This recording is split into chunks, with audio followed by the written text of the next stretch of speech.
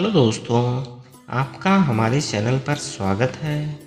दोस्तों, आज की कहानी का नाम है मुफ्तखोर मेहमान।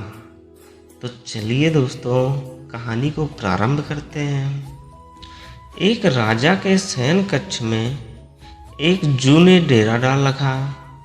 रोज रात को जब राजा जाता तो वह चुपके से बाहर निकलती और राजा का खून चूसकर फिर अपने स्थान पर जा छिपती। संयोग से एक दिन एक खटमल भी राजा के शयन कक्ष में आ पहुंचा।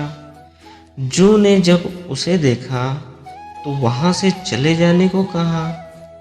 उसने अपने अधिकार क्षेत्र में किसी अन्य का दखल सहन नहीं था, लेकिन खटमल भी कम चतुर न था। वह बोला, देखो, मेहमान से इस तरह बर्ताव नहीं किया जाता। मैं आज रात तुम्हारा मेहमान हूँ। जू अतः खटमल की चिकनी चुपड़ी बातों में आ गई और उसे शरण देते हुए बोली, ठीक है, तुम यहाँ रात भर रुक सकते हो, लेकिन राजा को काटोगे तो नहीं, उसका खून तो चूसने के लिए नहीं जाओगे।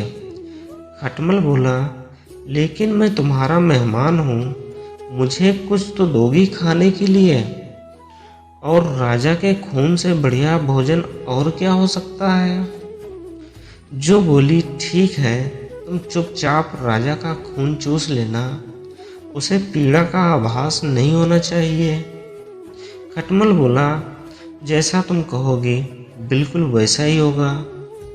यह कहकर खटमल शयन कक्ष में राजा के आने की प्रतीक्षा करने लगा।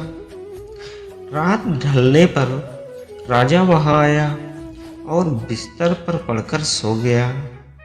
उसे देख खटमल सब कुछ भूलकर राजा को काटने लगा। खून चूसने के लिए ऐसा स्वादिष्ट खून उसने पहली बार चखा था, इसलिए वह राजा को जोर जोर से काटकर उसका खून चूसने लगा।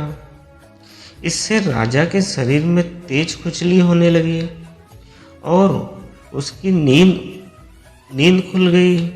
उसने क्रोध में भरकर अपने सेवकों से खटमल को ढूंढकर मारने को कहा। यह सुनकर चतुर खटमल तो पलंग के नीचे पाए में छिप गया, लेकिन चादर के कोने पर बैठी जू राजा के सेवकों की नज़र में आ गई। उन्होंने उसे पकड़ा और मार डाला।